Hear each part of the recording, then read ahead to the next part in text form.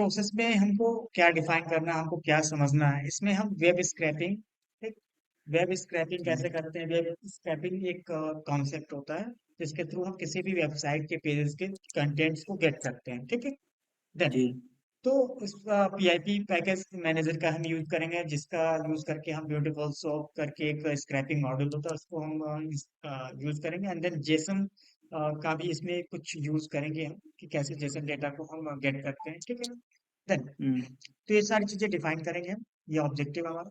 PIP क्या होता है? पीआईपी एक तरह से रिच मॉडल है, सेट ऑफ मॉडल्स है जो एक तरह से आपके डेटा को और पाइथन के बेसिक्स को सेट करता है। जैसे कि मैं कहूँ कि वो इंस्टॉल करना या अपडेट करना, उसके पाइथन मॉडल्स को अपडेट करता है, इंस्टॉल करता है, या आपको उसको अनइंस्टॉल करना, उसके लिए यूज किया जाता है। तो पीआईपी एक तरह से मैनेजर का काम करता है for Python, that can help you expand the model list that you have with the standard installation with the PIP। तो हम कह सके पीआईपी एक तरह से इंस्टॉलेशन चीजों को मैनेज करता है, वर्जन्स को मैनेज करता है, ठीक है। हम्म जो आपके मॉडल्स हैं उसकी चीजों को अपडेट करने के लिए यूज किया जाता है, मोस्टली मॉडल्स को मैनेज करने के लिए। Then, हम्म तो पीआईपी एक तरह से आपको किसी पीआईपी के थ्रू एक तरह से हम कोई भी मॉड्यूल अगर इंस्टॉल करते हैं तो उसके लिए कमांड्स होता है PIP and then install package name. Package name हम इंस्टॉल करते हैं। जब भी हम इंस्टॉल करते हैं तो download the package from the official Python repository. तो ऑफिशियल पाइथन रिपोजिटरी से वो क्या करता है, वो आपके मॉडल्स को, लाइब्रेरी को इंस्टॉल करके दे देता है, डाउनलोड कर देता है आपके सिस्टम में। तो gets correct version that would work with the installed Python version. जो आपके पाइथन करेंट पाइथन वर्जन जो आपके सिस्टम में इंस्टॉल्ड है उसके अकॉर्डिंग वो क्या होता है, एक कंपेटेबल वर्जन उस मॉडल का आपको दे देता है, ठीक। तो आपका एक तरह से वो किसी भी डिपेंडेंसीज को क्या करता है, डाउनलोड करने के लिए एक तरह से प्रेफर किया जाता है कि पीआईपी का आप यूज कीजिए। This makes it very convenient for developers as they don't have to understand the indexes models installation and configuration as the pre required version की कौन से रिक्वायर्ड वर्जन चाहिए। तो अपने आप क्या होता है, जो कंपेटेबल वर्जन होता है उस करेंट पाइथन वर्जन के अकॉर्डिंग वो कंपेटेबल वर्जन आपको डाउनलोड करके दे देता है। क्लियर? जी देन तो अगर हम लिखते हैं पीआईपी लिस्ट, जैसे कि यहाँ पे मैंने लिखा, डिफाइन किया, यहाँ पे मैंने सीएमडी कमांड ओपन किया और यहाँ पे पीआईपी लिस्ट लिखते हैं। तो पीआईपी लिस्ट लिखने से क्या होता है हमारा, ऐसे लिस्ट ऑफ मॉडल्स चले जाते हैं। देखो यहाँ पे बहुत सारे मॉडल्स यहाँ पे पहले से डिफाइन किए गए हैं। देखो देखो यहाँ पे ब्यूटीफुल सोप करके भी एक हमारा मॉडल्स डिफाइंड है, पहले से इंस्टॉल्ड है, ठीक। तो ये एक तरह से आपका डिफाइन है। अगर मुझे अनइंस्टॉल करना है किसी को, तो अनइंस्टॉल करने का क्या कमांड होता है, पीआईपी अनइंस्टॉल और देन पैकेज नेम लिखते हैं। तो पैकेज हमारा अनइंस्टॉल होता है हमारे सिस्टम से, ठीक। जो पैकेज नेम रिक्वायर्ड, से तो उसमें जो बनाते हैं, पैकेज नेम से जो बनाते हैं उसी वही। एक प्री डिफाइंड पैकेजेस होते हैं। प्री डिफाइंड का मतलब कि जो पहले से थर्ड पार्टी वेंडर के थ्रू आपको डिफाइन किए जाते हैं, वो आपके ऑनलाइन रिपोजिटरीज में होते हैं, जो कमांड लिखने पे इंस्टॉल होते हैं या अनइंस्टॉल या अपडेट्स किए जाते हैं, ठीक है। और हम्म हम खुद के भी मॉडल्स या पैकेज बनाते हैं जिसको हम क्या कर सकते हैं, उसको यूज कर सकते हैं, ठीक है। तो उसके लिए भी हमको क्या करना है, उसको ऑनलाइन रिपोजिटरीज में क्या करता है, अपलोड करना पड़ता है। वहाँ पे अपनी आईडी डिफाइन करोगे तो डेवलपर आईडी होती है जो आपको वहाँ पे जो आपके लाइब्रेरीज हैं या रिपोजिटरीज हैं वहाँ पे आप रख सकते हो, ठीक है। देन अब आते हैं जी वेब पैक से स्क्रैपिंग के इंस्टॉल बारे करने के लिए पैकेज नेम इंस्टॉल करेंगे तो में। पैकेज से इंस्टॉल करेंगे तो पीआईपी इंस्टॉल लिखेंगे ना, और पैकेज नेम लिखेंगे, कोई भी नाम हो सकता है। हाँ, पैकेज नेम जो भी pandas numpy कुछ भी। हाँ, अच्छा अच्छा। नहीं अनदर नाम नहीं हो सकता, मतलब कोई भी ये मतलब जो लाइब्रेरी है उन्हीं का नाम होगा ना। हाँ, जो होंगे तो वही तो आप इंस्टॉल करोगे। अब मान लो जिस नाम से लाइब्रेरी है ही नहीं तो उसको इंस्टॉल करोगे तो वो आपके हाँ इंटरनेट पे फाइंड आउट कर पाएगा, नहीं कर पाएगा। नहीं नहीं कर पाएगा हाँ। अब जिस नाम से नमपाय और वेबसाइट ही पांडाज। नहीं है उसको हम डालेंगे यूआरएल पे तो क्या होगा, वो खुलेगा वेबसाइट। हाँ, मतलब पाइथन के लिए नमपाय और पांडाज ये लाइब्रेरी है ना, इस हम्म, इसी को फाइंड करेंगे। इसलिए करते हैं। अब उसके बाद वेब स्क्रैपिंग क्या होती है? Web scraping is a concept which is used to quite often to extract content from the web. कि हम किसी भी वेब पेजेस से किसी कंटेंट्स को, जैसे उसके बॉडी कंटेंट्स को मुझे गेट करना है, उसके हेड कंटेंट को मुझे गेट करना है, उसके बॉडी के अंदर क्या लिखा हुआ है, टाइटल के अंदर क्या लिखा हुआ है, वो सब गेट करना है। तो एक तरह से उस डेटा को यूज करना, एनालाइज करना उस डेटा को, ठीक। उसके लिए हम क्या करते हैं, वेब स्क्रैपिंग करते हैं कि हर एक पेज का, हर एक वेबसाइट के कंटेंट्स को गेट करें, ठीक है। जिसके लिए आप हम क्या करते हैं, एनालाइज करते हैं, ठीक। At the core of it, the process is the to download a web page and parse its HTML content. तो उसको क्या करते हैं, उसको एज ए एचटीएमएल कंटेंट में पास करते हैं to extract area of interest की, जैसे कि मुझे टाइटल चाहिए, मुझे हेड सेक्शन चाहिए, मुझे बॉडी सेक्शन चाहिए, मुझे टेबल चाहिए। And this is then ji converted to a data from the further analyze and presentation, की उसको एनालिसिस करना है और प्रेजेंट करना है हमको। तो उसके अकॉर्डिंग हम क्या करते हैं, उस एरिया को चूज करते हैं, किस एरिया को हमको यूज करना है, एनालाइज करना है, ठीक है। हम्म, उस वेबसाइट के या उस वेब पेज के किस एरिया को एनालाइज करना है। देन तो उसके लिए क्या डिफाइन करना होता है, तो सबसे पहले हम क्या करेंगे, ओपन कर लेंगे और यहाँ पे हम वेब स्क्रैपिंग का तो पहले से ऑलरेडी हमने डिफाइन कर रखा है, तो उसको वेब स्क्रैपिंग में हम, तो सबसे पहले हमको क्या करना होता है, किस मॉडल्स की रिक्वायरमेंट पड़ती है, एक यूआरएल ओपन करके आता है हम्म, फंक्शंस। तो हम URL dot request dot import URL open, तो यहाँ पर लिखूंगा मैं from URL lib, URL lib dot request, and request import URL open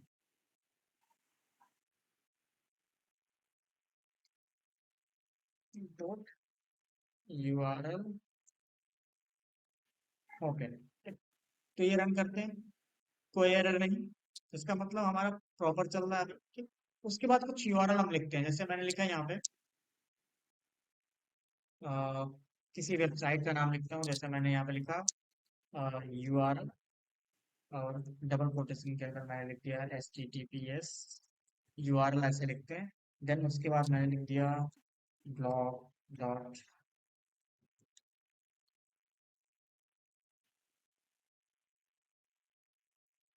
okay, ये यूआरएल।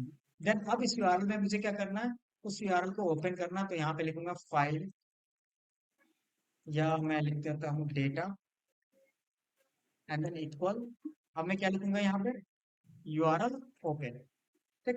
तो यूआरएल ओपन क्या है, एक फंक्शन है जिसको हम यूज करेंगे उस पर्टिकुलर यूआरएल को, डेटा को फेच करने के लिए। तो मैंने लिख दिया यूआरएल, ठीक।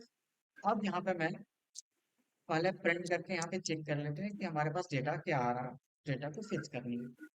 तो जैसे मैं यहाँ पे प्रिंट करता हूँ, तो देखो यहाँ पे HTTP रिस्पॉन्स क्या है, प्रॉपर आ रहा, ठीक। अब इस पे रिस्पॉन्स जो आ रहा है उसके भी आप हम क्या करेंगे, डेटा डॉट रीड, तो हम लिखेंगे अभी डेटा प्रिंट कर रहे हैं, अब एक रीड फंक्शन होता है जो उसको रीड करके बताएगा कि उसके अंदर क्या क्या लिखा हुआ है।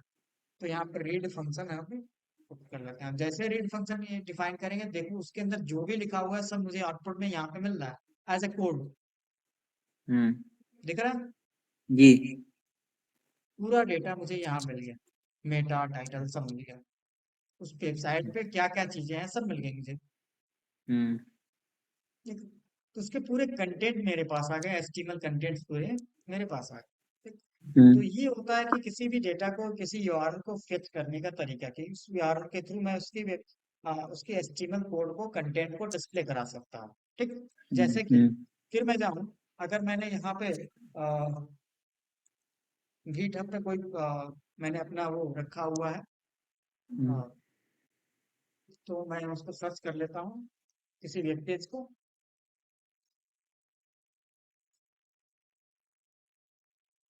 देखो जैसे कैलकुलेटर को मैंने सर्च करी, और उसको मैं ऐसे इस वेबसाइट को अब ओपन कर रहा हूँ स्क्रैप करने के लिए। तो यहाँ पे जैसे मैंने यहाँ पे पुट किया, तो इसके अंदर कैलकुलेटर का क्या क्या कोड है वो मुझे मिल जाएगा, दिख रहा है, हम्म, क्या क्या मैंने कोड कर रखा है सब मिल जाएगा मुझे उस वेबसाइट पे, उस वेब पेज पे, क्लियर। तो इस तरीके से किसी भी डेटा को, किसी भी वेबसाइट के कंटेंट को हम यहाँ पे एक्सेस कर सकते हैं। जैसे इंसेप्ट में करते हैं ना, बस वैसा को मिल जाता है कोड वैसे ही। हम्म हम्म। तो देखो यहाँ पे पूरा डेटा मुझे मिल रहा है, तो ये तो आपका एड्रेस प्रिंट हो रहा है, इसको आप हटा दो। ये देखो, अब पूरा डेटा देखो प्रिंट हो रहा है। हम्म। सिर्फ कोड ही मिलता है कि मतलब पूरा मतलब खुल के भी आ जाता है जैसे, क्या मतलब प्रोजेक्ट जैसे कोड ही मिलता है कि ओनली की प्रोजेक्ट भी खुल के आ जाता है? प्रोजेक्ट नहीं, केवल उसके अंदर का उस पेज के हम्म, कंटेंट का पूरा प्रोजेक्ट नहीं आएगा। हाँ। उस पेज के अंदर क्या कोड किया गया बस यही आएगा, ठीक है। अच्छा अच्छा अच्छा। क्लियर। नेक्स्ट, यूटीएफ, इसको हम डिकोड कर सकते हैं। डालता हूँ मैं UTF।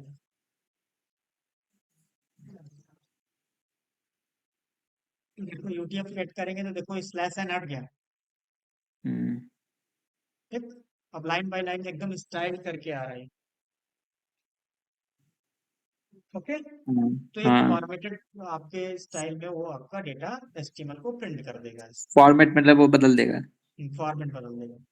हम्म जैसे स्लैश आर स्लैश टी लिख करके आ रहा, स्लैश एन लिख करके आ रहा, तो सब हट जाएगा। हम्म हम्म तो इस तरीके से आप प्रिंट कर सकते हो।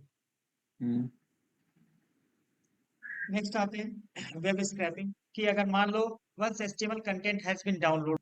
अब आते हैं वेब स्क्रैपिंग। तो वेब स्क्रैपिंग क्या होता है, once HTML content has been downloaded. जैसे कि मान लो एचटीएमएल कंटेंट हमारे पास आ गया, यहाँ पर ये पूरा एचटीएमएल कंटेंट आ गया, ठीक। अब इसको करना हम्म। क्या है, तो इसके बाद हमारा प्रोसेस होता है वेब स्क्रैपिंग।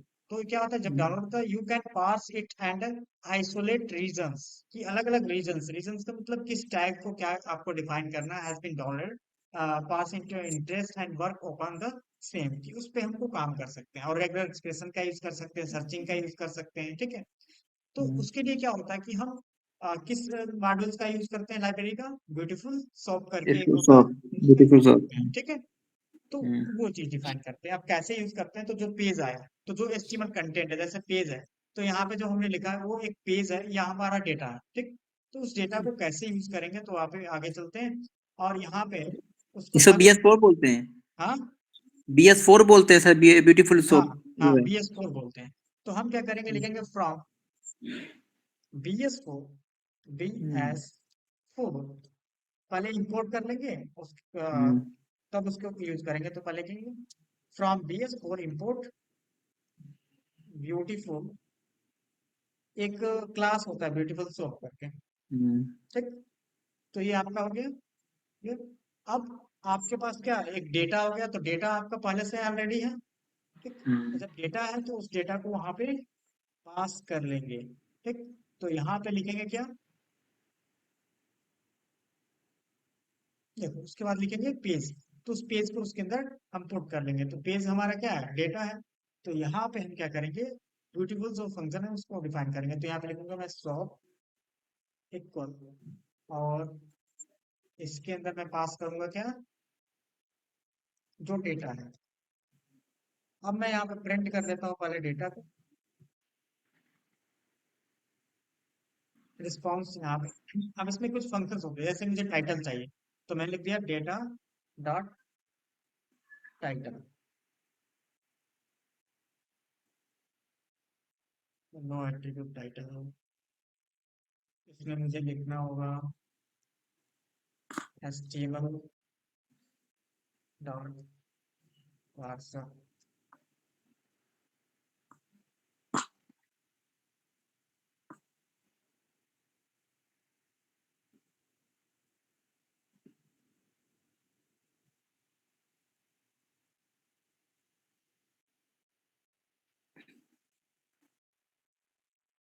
मैं इसको हम लोग,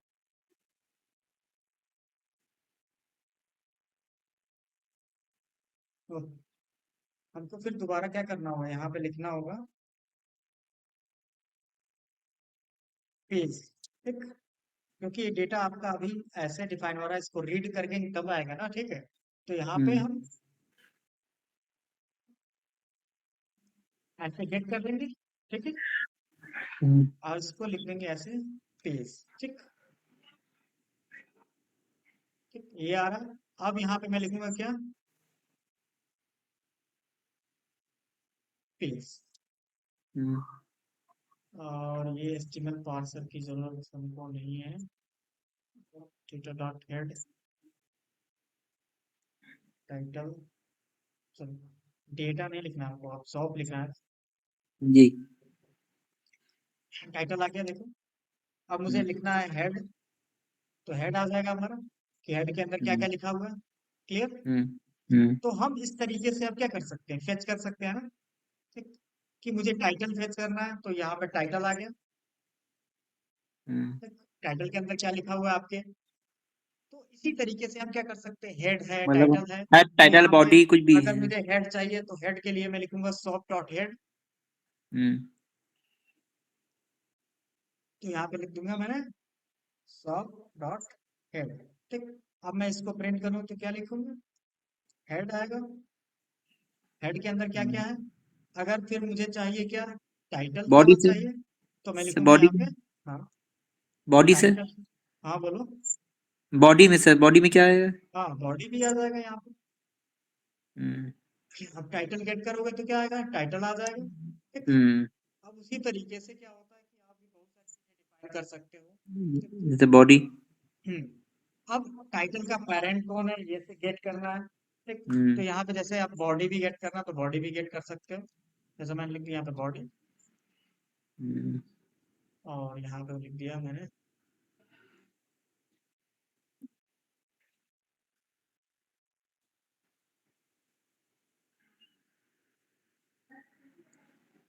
बॉडी के अंदर क्या डेटा है, प्रिंट होगा। हम्म ठीक। क्लियर। हम्म लेकिन अब मुझे प्रिंट करना है क्या, कि आप उसके पेरेंट को प्रिंट करना चाहते हो, सिबलिंग्स को प्रिंट करना चाहते हो, चिल्ड्रंस को प्रिंट करना चाहते हो, तो उसके लिए क्या होता है, अलग अलग इंस्टेंसेस हम्म होते हैं। जैसे कि मैं लिखूं, हम्म अगर मैं टाइटल को गेट किया, तो यहाँ पे टाइटल जब गेट किया तो उसके अंदर क्या है, उसके जो पेरेंट है वो प्रिंट करना चाहता हूँ। ठीक है। तो हम्म टाइटल के पेरेंट कैसे गेट करूंगा मैं, तो यहाँ पे लिखूंगा प्रिंट टाइटल डॉट पेरेंट। तो टाइटल का पेरेंट कौन है, आ गया हेड, हम्म। आ गया ना। हाँ जी। तो इसी तरीके से क्या होता है, जैसे मैं कहूँ उसका जो पेरेंट आ गया, अब जब मेरे पास पेरेंट आ गया तो मैं एक तरह से मैं चाहता हूँ कि शॉप के अंदर एल आई हो, लिस्ट आइटम, तो मैं यहाँ पे एल हम्म आई प्रिंट करूँ, जैसे मैंने लिख दिया शॉप डॉट एल आई। अगर लिस्ट आइटम हो तो प्रिंट हो, तो नन है ही नहीं। हम्म ठीक। अगर मैं लिखूँ डिव चाहिए मुझे, तो डिव प्रिंट हो गया, जितने भी डिव है देख रहे हैं, हम्म। जितने भी डिव हैं सब प्रिंट हो गए। सही है। HTML ही मतलब कोड लेगा कि मतलब जैसे रिएक्ट में या कोई और मतलब गिटहब पे जैसे पड़ा वो नहीं उठाएगा कोड, अब आई मीन। बात करें रिएक्ट की, तो रिएक्ट एक तरह से एचटीएमएल रिस्पॉन्स ही देता है। तो जब हम कोड करते हैं तो उसमें जो आपका रिएक्ट एलिमेंट होते हैं वो एचटीएमएल में कन्वर्ट हो जाते हैं। तो हम हाँ। वेब स्क्रैपिंग का मतलब ये करते हैं कि जो रिस्पॉन्स में आता है उसको स्क्रैप करते हैं। हम्म ठीक है। हम सर्वर कोड को नहीं फेच कर सकते, ये बहुत सिक्योरिटी हम्म पर्पज से क्या होता है, बहुत सिक्योर होते हैं। तो सर्वर कोड नहीं, हम जो रिस्पॉन्स में जो पेजेस मिलते हैं उसको स्क्रैप करते हैं, तो इस रिस्पॉन्स में केवल एचटीएमएल ही हम गेट कर पाएंगे। ओनली HTML ना बस। हाँ, ओनली एचटीएमएल। हाँ। ये हम्म चीज हो गई। अब ये हम्म डिफाइन कर सकते हो, जितने भी डिव टैग है वो गेट कर सकते हो, तो मैं लिख सकता हूँ यहाँ पे ऑल सर डिव्स। जावास्क्रिप्ट पर कोई भी कोड नहीं हो सकता है ना, कोई भी नहीं आ पाएगा। हाँ, हाँ। तो अगर जेएस की कोड अगर इस फाइल के अंदर लिखी होगी तो भी आ सकता है। ठीक। अगर JS और CSS लिखी होगी तो आ जाएगी आ दोनों जाएगी, चीजें। उसी पेज में अगर लिखी होगी तो आ जाएगी, सेपरेट पेज में है तो नहीं आएगी। तो हो गया हाँ उसी ऑल पेज डिव्स है, तो पे। जितने भी डिव है सब मेरे पास आ गए यहाँ पे। हम्म क्लियर। अब उसके बाद क्या करना है आपको, नेक्स्ट सिबलिंग्स को फेच करना है कि उसका नेक्स्ट सिबलिंग कौन है। तो यहाँ पे मैं हम्म ऐसे उसके नेक्स्ट सिबलिंग को फेच कर सकता हूँ। तो यहाँ पे हम्म लिख रहा हूँ dot next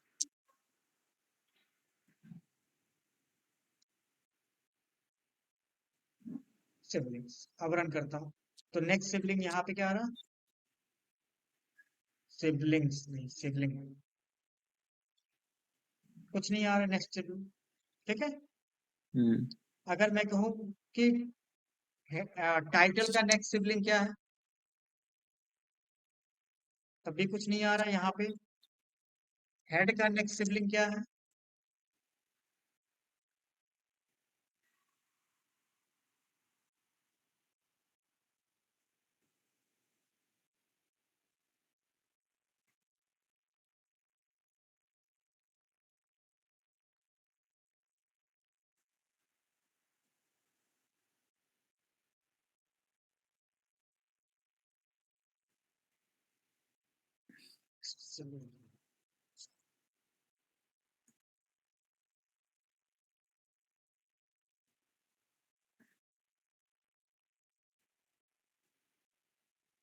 title next sibling. Hmm title का कोई सिबलिंग्स है यहाँ पे, हम चेक कर लेते हैं टाइटल टैग का। हेड जो हमने गेट किया उसी में पता चल जाएगा। हेड, तो हेड के अंदर टाइटल की सिबलिंग्स तो हैं, लिंक है, स्क्रिप्ट टैग है, हम चाहिए।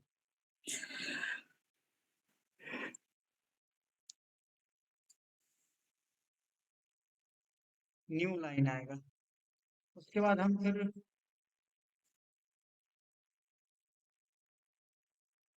न्यू लाइन आ रहा है, उसके बाद फिर डॉट नेक्स्ट सिबलिंग करें। हम्म, देखो आ रहा है, क्लियर। जी। तो वहां पे आपका क्या हो रहा था, तो वो न्यू लाइन आ रहा था फर्स्ट टाइम, ठीक। हम्म और नेक्स्ट लाइन पे नेक्स्ट सिबलिंग करेगा तो ये आ रहा है, ठीक। हम्म उसके बाद फिर मैं यहाँ पे, सॉरी, फिर यहाँ पर लिखूं, 3 बार नेक्स्ट सिबलिंग्स यहाँ पे डिफाइन करूं, तो क्या आएगा, फिर स्लैश एन आएगा, फिर नेक्स्ट सिबलिंग करूं, तो उसके आगे बाद क्या है, लिंक के बाद स्क्रिप्ट है, ठीक है। हम्म मतलब टाइटल का नेक्स्ट सिबलिंग आपका क्या है, जो पहली बार न्यू लाइन है, न्यू लाइन के बाद फिर ये आपका आ गया, ठीक है। न्यू लाइन कैरेक्टर इसलिए हम्म, दिख नहीं रहा था आपको, ठीक है। जी। तो ये आपका नेक्स्ट सिबलिंग फंक्शन होता है, जो किसी भी टैग के नेक्स्ट सिबलिंग्स को डिनोट करता है, ठीक है। हम्म। अगर सर कोई मतलब कोड भी लिखा हो मतलब सिबलिंग में जैसे स्क्रिप्ट के बाद वो भी आ जाएगा सर? हाँ वो भी आ जाएगा। अब जैसे हाँ, कि एक चीज और होती है कि मैं डिफ टैग क्या करना चाहता हूँ, फाइंड करना चाहता हूँ, तो यहाँ पे आप लिख सकते हो D N equal soup dot find function, और यहाँ पे मैं लिख सकता हूँ क्या, किसको फाइंड करना है, डिफ टैग, ठीक। और उसके बाद मैंने प्रिंट कर लिया क्या, हम्म डिफ टैग।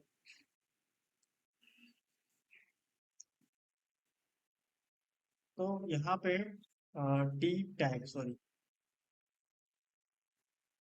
अच्छा, कुछ कोड सर रिमूव भी होता है इसमें, रिमूव को भी ऑप्शन होता है? अब जितने भी डी टैग हैं वो आ जाए, हम्म। ठीक। इसमें रिमूव को भी ऑप्शन होता है सर, जैसे कोई कोड रिमूव करना हो? हाँ हाँ, इसमें रिमूव नहीं कर सकते आप, ये बस अच्छा एनालिसिस करने के लिए है।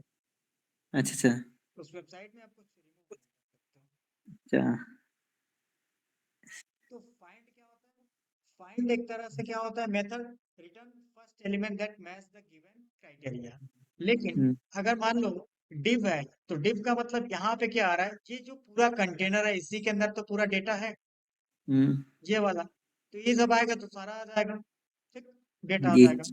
लेकिन मुझे क्या चाहिए, मान लो यहाँ पे मैंने लिखा बटन, ठीक। क्या लिखा मैंने, फाइंड किया बटन।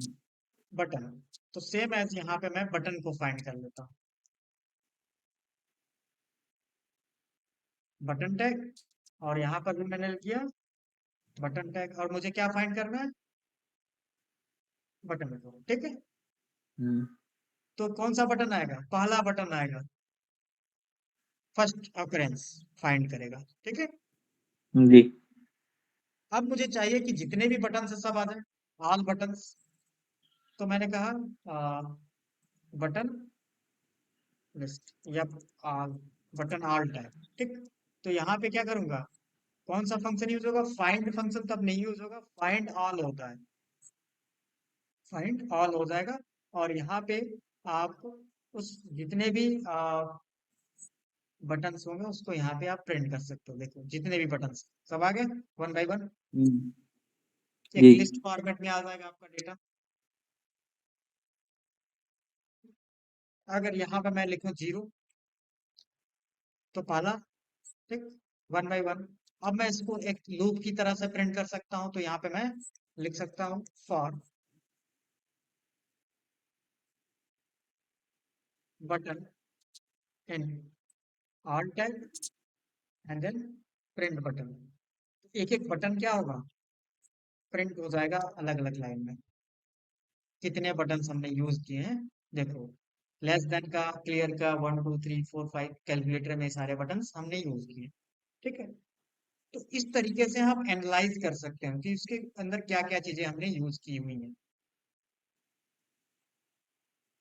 अब इसमें क्या होता है, कभी कभी क्या होता है, फाइंड ऑल में मुझे ये डिफाइन करना है कि उन्हीं बटन्स को फेच करें जिसमें कुछ स्पेसिफिक क्लास हो,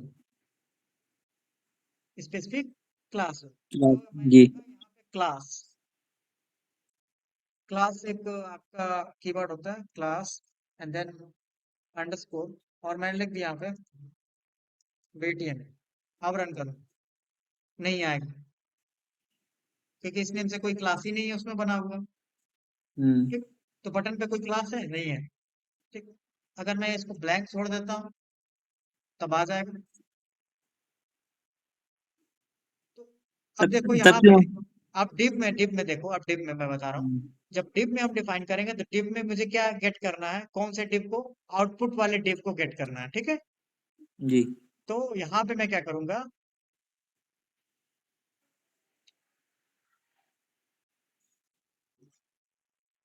आउटपुट वाले डिव को गेट करना है। तो यहाँ पे मैंने लिखा डिव ऑल टैग्स, और फिर यहाँ पे मैंने लिख दिया डिव ऑल टैग, और यहाँ पे मैंने लिख दिया डिव। डिव प्रिंट कर लिया यहाँ पे, लेकिन उन्हीं डिव को प्रिंट करना है जो आउटपुट क्लास जिसमें बना हो। तो मैंने लिख दिया डिव, और यहाँ पे लिख दिया आउटपुट। ठीक, और मैं रन करता हूँ तो कितने टैग हैं, एक ही टैग है जो आउटपुट नेम से बना, आउटपुट नेम से क्लास बना है उसका। जी। तो ऐसे भी हम लिख सकते हैं। ओके, जी।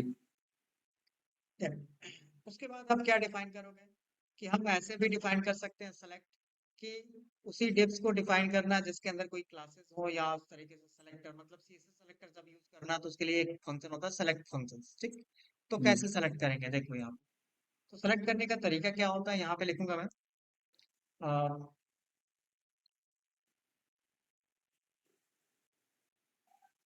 कि उन बॉक्सेस को सेलेक्ट करना है। ऐसा मैंने लिख दिया यहाँ पे डिव आर्ट, और यहाँ पर डिव, और यहाँ पे अब सेलेक्ट फंक्शन मैं लिख सकता हूँ इसे, इसकी जगह पे लिख सकता हूँ क्या, सेलेक्ट, हम्म, और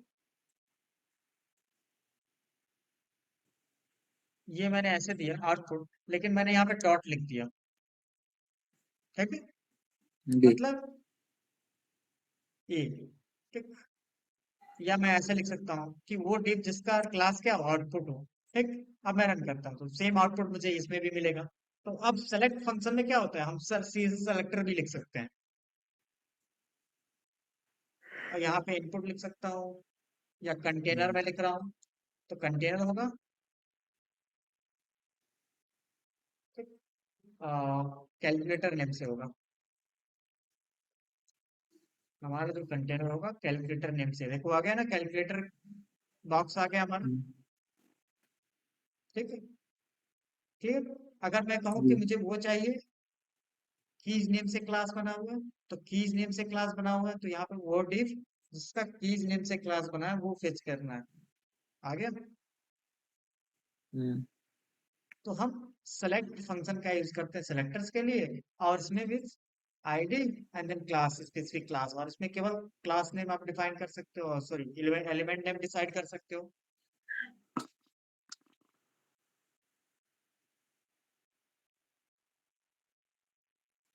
ओके, तो जी। इस तरीके से हम डेटा को फेच कर सकते हैं। अब इसको किसमें आपको स्टोर करना है, तो मान लो इसको स्टोर करना है किसी CSV वाली फाइल में, कैसे स्टोर करेंगे, तो हम हम्म, यहाँ पे इंपोर्ट कर लेंगे CSV, हम्म, इंपोर्ट हम्म, CSV।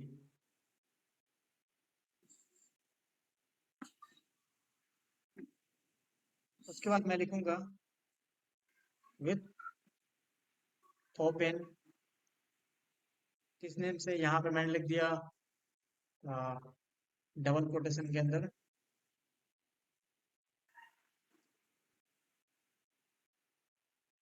Calculator dot CSV। ठीक। उसके बाद मैं लिखूंगा कि राइट मोड में मुझे फाइल को ओपन करना है, तो यहाँ पे लिखूंगा W। देन उसके बाद क्या लिखूंगा मैं, new line, new line, blank छोड़ देता हूँ new line. And then encoding हमारा UTF-8 होगा। इनकोडिंग मतलब जो फॉर्मेटिंग होगा टेक्स्ट का, वो UTF-8 कैरेक्टर सेट होगा। देन उसके बाद हम यहाँ पे डिफाइन कर लेंगे एज CSV फाइल। ठीक। And then colon. हम्म, फिर उसके बाद हम क्या डिफाइन करेंगे, राइटर का यूज करेंगे। तो यहाँ पे लिखूंगा मैं writer equal CSV dot writer function होता है, और उसके थ्रू में जो CSV फाइल है, ये जो CSV फाइल है, इसको यहाँ पे पास कर देंगे, ठीक, एज अ राइटर। फिर एक एक लाइन हम लिखेंगे यहाँ पे। तो यहाँ पे हम लिख सकते हैं writer dot write row, write row. And then सबसे पहले कॉलम हम क्या लिखेंगे, जैसे मैंने लिख दिया क्या, टाइटल। उसके बाद क्या लिख दिया मैंने, जैसे रेटिंग, जो भी। उसके बाद मैंने लिखा था यहाँ पे कोई भी डेटा हो, जैसे हमने यहाँ पे डिफाइन कर लिया, ठीक।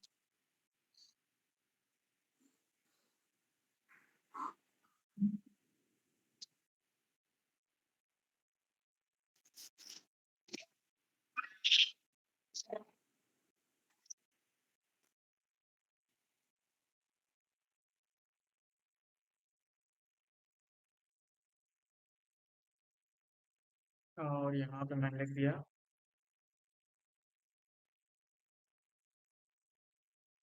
राइटर डॉट राइट रो।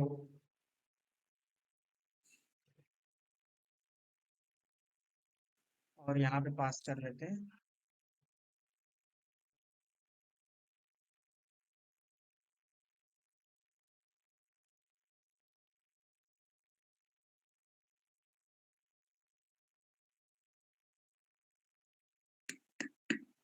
राइटर। अब जाकर के हम चेक कर लेते हैं किस नेम से फाइल बनी हुई है, कैलकुलेटर नेम से। हम्म,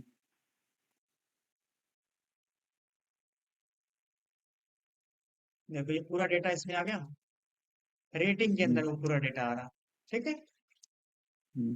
जी।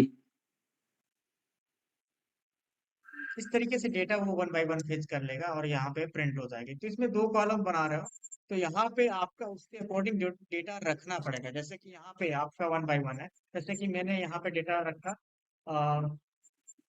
टेबल फॉर्मेट होना चाहिए तभी जाकर होगा। जैसे कि मेरे पास दो डेटा है, जैसे मैंने लिख दिया यहाँ पे, अ, मैं एक अलग डेटा सेट डिफाइन कर रहा हूँ, मूवीज। और इसमें मैंने दो डेटा सेट रखा।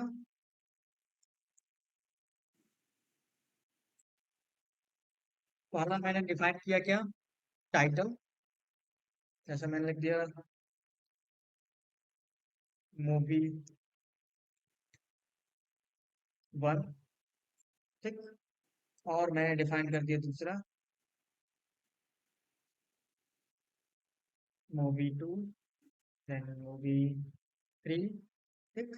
ये डिफाइन कर लिया, क्लियर। जी।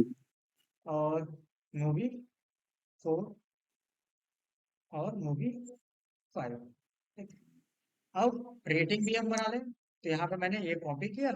एंड देन उसके बाद हम रेटिंग भी बना लेते हैं। तो रेटिंग मैंने यहाँ पे दे दिया 6.7, मूवी रेटिंग दे दिया मैंने, रेटिंग कॉलम। और मैंने यहाँ पे दे दिया 8.9, फिर यहाँ पे 4.5 दे दिया मैंने, 6.8 दे दिया, उसके बाद 9.5। तो अगर किसी भी वेबसाइट पे इस तरह का डेटा होगा तो उसको हम फेच कर सकते हैं टेबल में। लेकिन अगर यहाँ पे उस तरह का डेटा अगर नहीं है तो हम इसी तरह के डेटा को हम CSV में कन्वर्ट करते हैं, तो उसको कन्वर्ट करके बाद में हम एनालाइज करते हैं फेच करके। तो अगर डेटा नहीं है तो क्या करेंगे, हम यहाँ पे क्या पास सीएसवी में करेंगे, कन्वर्ट करेंगे, हैं? मूवीज लिख देंगे। किसको पास कर रहे हैं, यहाँ पे पहले हमारे पास डेटा हम्म। होना चाहिए इस तरह का। अब यहाँ पे डेटा, अब कितने मूवीज हैं, 1 2 3 4 5। तो 1 2 3 4 5 रेटिंग्स होने चाहिए, 5 मूवी नेम होने चाहिए। तो ये टाइटल सो मूवीज हो गए। अब रन करोगे, जरूरी है कि 5 ही हो सर, 5 मतलब सब ये हाँ बात नहीं समझे थे। अब यहाँ पर रिफ्रेश करते हैं, देखो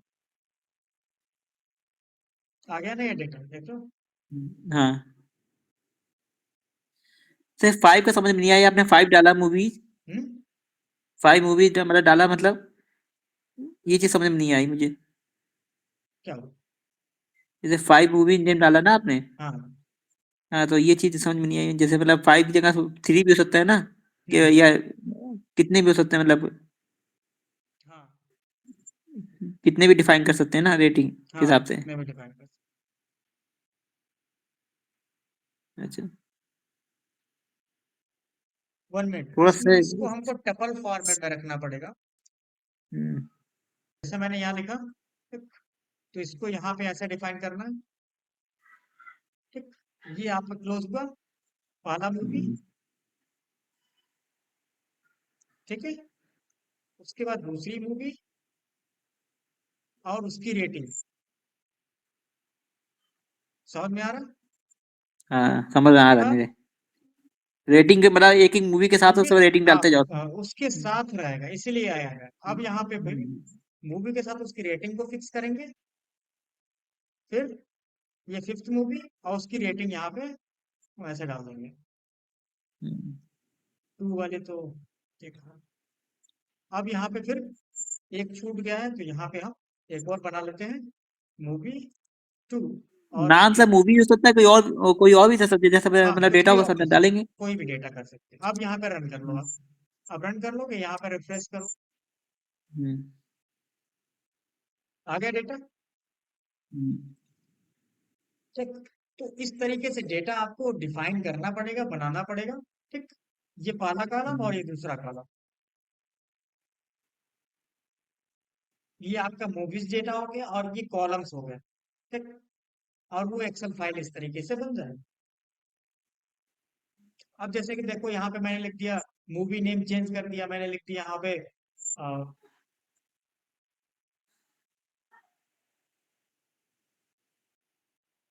फिर मैंने यहाँ पे लिख दिया,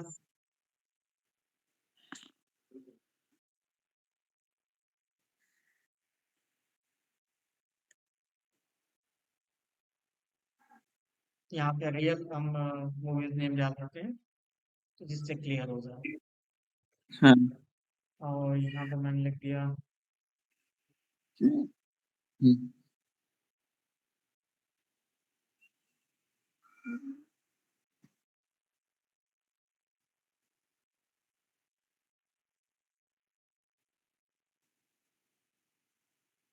अब रिफ्रेश करोगे तो यहाँ पे मूवीज नेम एंड देन उसकी रेटिंग्स, ठीक है। तो ये हम्म, तरीका होता है किसी भी डेटा को सेट करने का। तो जब हम डिफाइन करते हैं तो कहीं पे क्या होता है, कोई टेबल है, किसी वेबसाइट पे टेबल है, उस टेबल को हम क्या कर सकते हैं, वैसे फेच कर सकते हैं 1 बाय 1, ठीक है, ऐसे डिजाइन कर सकती हैं। डिजाइन कर अच्छा, सकते हैं। और 1 बाय 1 उस डेटा को क्या कर सकते हैं, फेच करके उस डेटा को गेट कर सकते हैं। जैसे कि मान लो कि वेबसाइट मान लो बनाते किसी हैं। टेक्स्ट को गेट करना है, कि इसके अंदर कोई टेक्स्ट हम्म, है, जैसे कि यहाँ पे लिखा मैंने div, या यहाँ पे देखो हम गेट कर रहे हैं क्या, यहाँ पे हेड गेट कर रहा हूँ, ठीक, क्लियर। हेड जी, पूरा टैग आएगा, लेकिन मैं अगर लिखूं हेड डॉट टेक्स्ट तो उसके अंदर का कंटेंट आएगा। या मैं लिखूं जैसे यहाँ पे लिखा टाइटल, तो टाइटल मेरा पूरा टैग आ रहा है। अब मैं चाहता हूँ कि डॉक्यूमेंट केवल लिख करके आए, तो लिखूंगा डॉट टेक्स्ट, तो उसके अंदर जो हम्म, टेक्स्ट लिखा होगा वो आएगा। क्या लिख कर गया है, केवल डॉक्यूमेंट आ रहा है। हम्म, इससे ये केवल आउटपुट आएगा, इससे केवल पूरा टैग आएगा, ठीक। तो इसके थ्रू क्या करते हैं हम, पूरा 1 बाय 1 टेबल का डेटा गेट करके, और हम इस तरह का डेटा बना लेते हैं। और जब डेटा जब बना लेते हैं तो उसको क्या करते हैं, CSV या किसी एक्सेल फाइल में क्या करते हैं, एक्सपोर्ट कर लेते हैं, ठीक है। जी। तो इस तरीके से हम एक्सेल फाइल में उस फाइल डेटा को एक्सपोर्ट कर सकते हैं। ठीक है, इतना रन देते हैं। जी सर, अब ये वो क्या बाकी है, जेसन ना? हाँ, जावास्क्रिप्ट कैसे गेट करोगे? रिमूव ये का हाँ, मतलब स्टाइल होता कोड। है, रिमूव का मतलब होता है कि आपका वो पेज में, आपके पेज में रिमूव नहीं करेगा। वो कहाँ से हम्म। रिमूव करेगा आपका? हम्म। आपके डेटा सोर्स से रिमूव करेगा। ठीक है, अच्छा अच्छा। जी जी। तो एक्सट्रैक्ट का मतलब केवल आपका जावास्क्रिप्ट और स्टाइल सेट को हटा देगा, केवल डेटा रखेगा, स्टाइलिंग हट देगा, क्योंकि हमको डेटा से केवल मतलब है, स्टाइलिंग और जेएस से मतलब नहीं है। अच्छा पाइथन वेब स्क्रैपिंग इसलिए करते हैं कि हम डेटा केवल हमको चाहिए उस वेबसाइट से। ठीक है, अच्छा। सिर्फ ओनली डेटा के लिए। हाँ, मान लो एक वेबसाइट है जिसपे रैंकिंग दी गई है, जैसे मैं चाहता हूँ मुझे top 10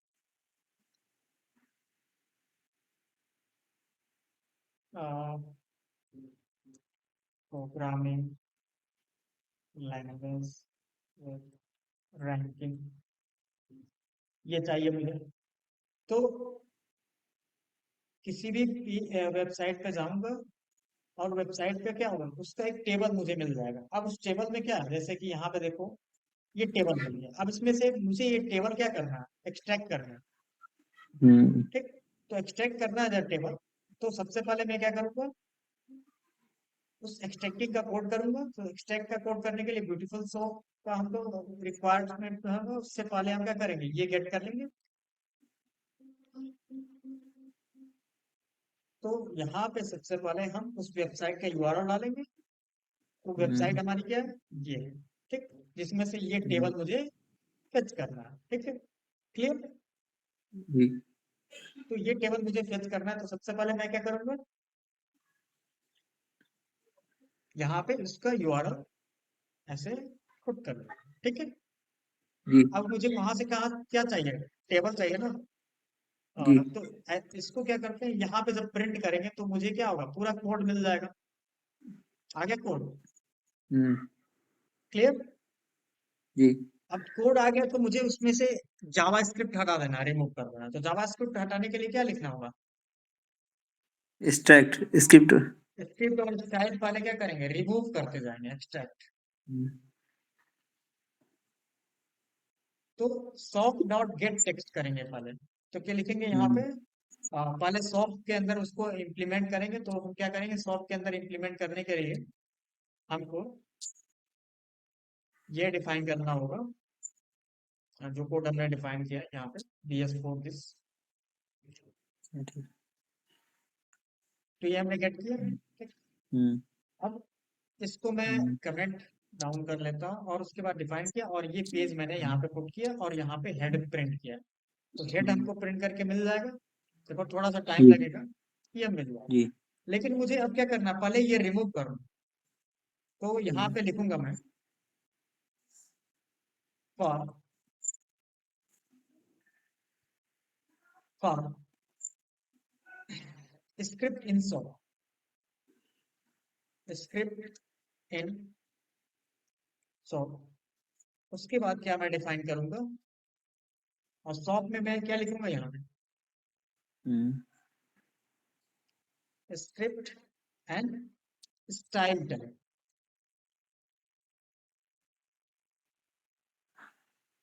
and then script dot extract. तो लिखूंगा script dot strike. Extract. Then उसके बाद क्या डिफाइन करेंगे, हम लिखेंगे shop dot gate text.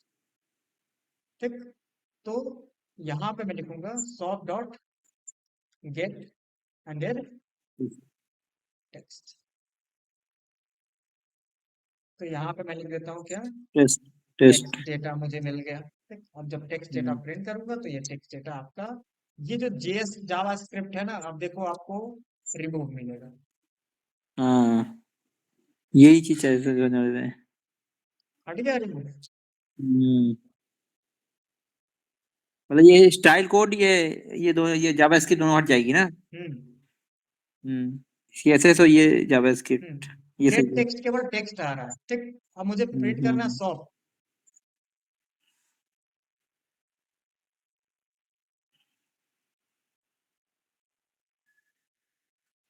Soft dot head.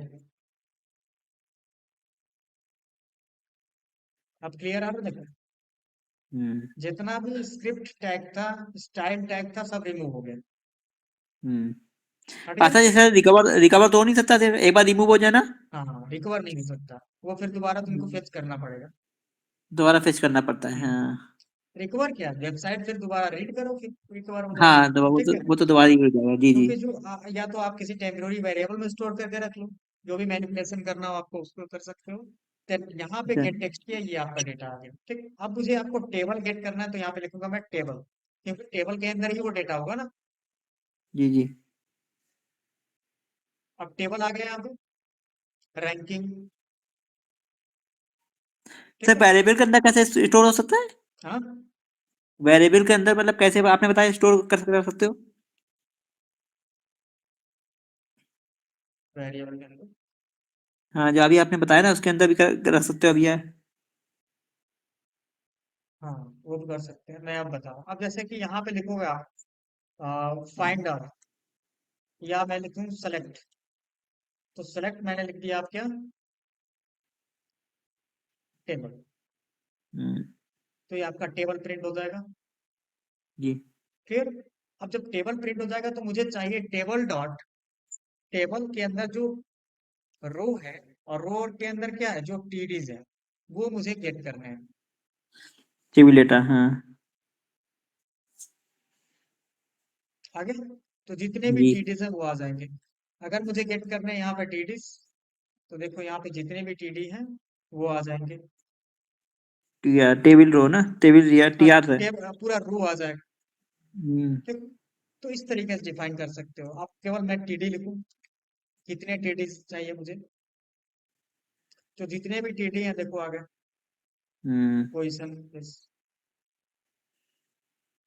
सब आ गए। तो इस तरीके से हम गेट कर सकते हैं डेटा को।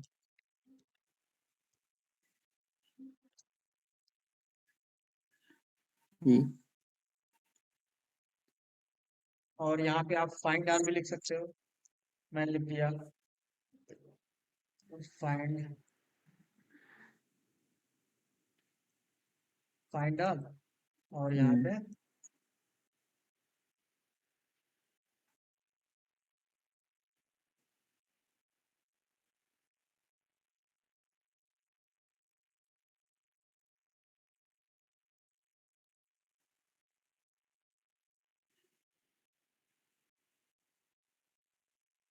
फाइंड अंडरस्कोर आ रहा होता है, ठीक। जी। फाइंड अंडरस्कोर,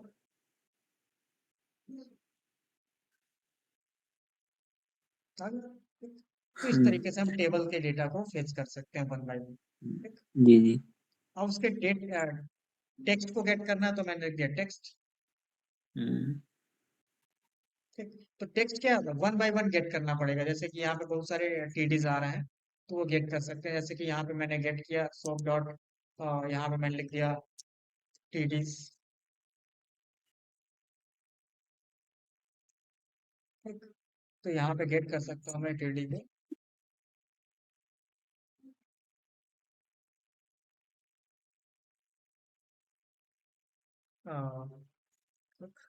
और टीडी, एंड देन यहाँ पे और उसको वन बाय वन मैं प्रिंट कर सकता हूँ। लिखूंगा फार आई इन टीडीज एंड देन प्रिंट।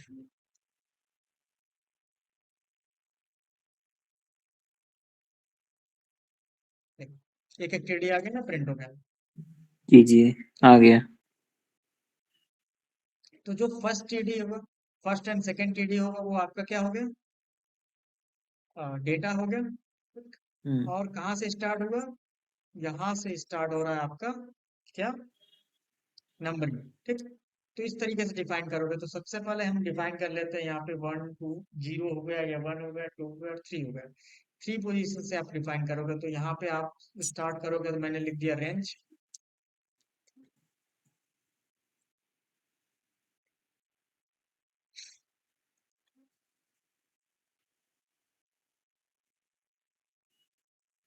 या वाइल लूप आप लगा सकते हो। यहाँ पे मैंने लिख दिया वाइल लूप, आई इक्वल 3 से स्टार्ट करोगे,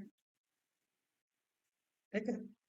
जी और यहाँ पे लिख दोगे साइज इक्वल लेंथ रेडियस, ठीक। ये लेंथ निकल के आ जाएगा, ओके।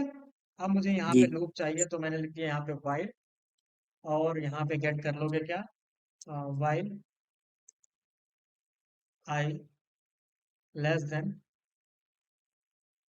साइज, ठीक। एंड देन यहाँ पे प्रिंट कर लोगे क्या,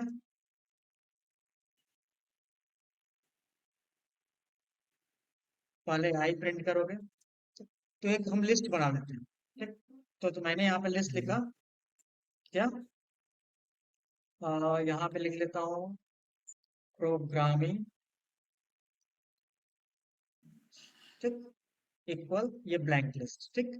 उसके बाद हम लिख देते हैं programming start append. Append function होता है लिस्ट में,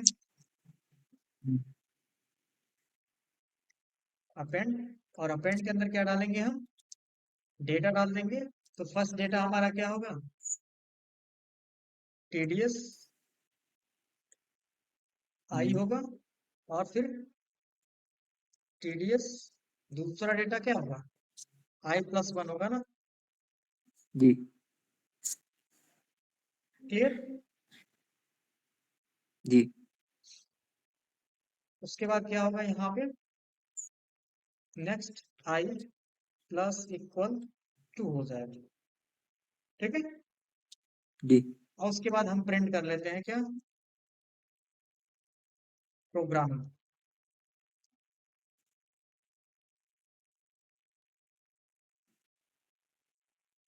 sorry programming,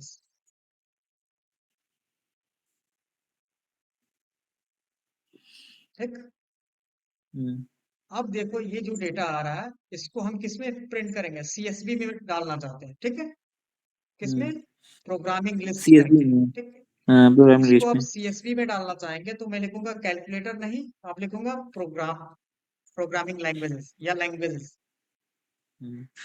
language dot CSV, then write encoding ADF CS और सीएसवी फाइल, और यहाँ पे मुझे क्या होगा, रैंकिंग लिख देता हूँ कि किसकी क्या रैंकिंग है। और यहाँ पे क्या लिखूंगा मैं, दूसरा क्या नेम है, लैंग्वेज है ना, तो दूसरी जी चीज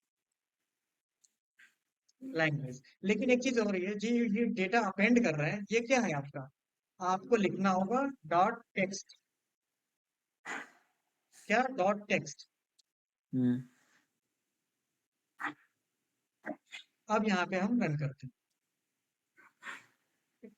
तो वो टैग हट जाएगा, हट गया ना टैग, जी तो केवल टेक्स्ट आएगा। अब उसके भी यहाँ पे मैं क्या करूंगा, यहाँ पे लिखूंगा जो प्रोग्रामिंग डेटा आ रहा है वो किसके अंदर डाल दूंगा, राइट रोज के अंदर। अब यहाँ पे रन करते हैं, लैंग्वेजेस नेम से एक आपका क्या फाइल बन गया, बन गया। जी अब इसको ओपन करो, आ गया ना। हाँ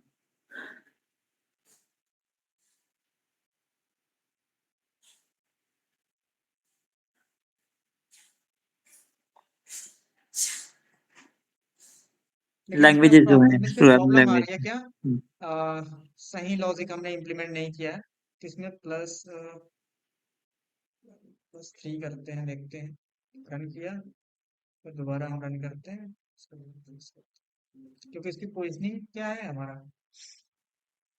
अब सही है, ठीक, देख रहा है। जी 1 जी पे जी पाइथन की रैंकिंग है, तो ऊपर जावा, इस तरीके से क्या होगा, पूरा फेच हो गया हमारा डेटा, क्लियर। तो इस तरीके जी से क्या कर सकते हैं हम, पूरा एक तरह से डेटा किसी वेबसाइट से हम डेटा फेच कर सकते हैं, देखो ये पूरा 10 तक आ गया, क्लियर। तो इस तरीके जी से पूरा डेटा हम फेच कर सकते हैं, स्क्रैप कर सकते हैं, क्लियर। अब उसमें डेटा अगर कोई किसी ने अपडेट भी किया तो क्या होगा, वो डेटा मुझे अपडेटेड, यहाँ पे फिर प्रोग्राम रन करूंगा तो मुझे डेटा अपडेटेड मिल जाएगा, मिल जाएगा। ठीक, जी क्लियर। तो जी इस तरीके से हम इसको वेब स्क्रैपिंग बोलते हैं, और वेब स्क्रैपिंग करके हम उसको एक्सेल फाइल में सेव कर लेते हैं। जी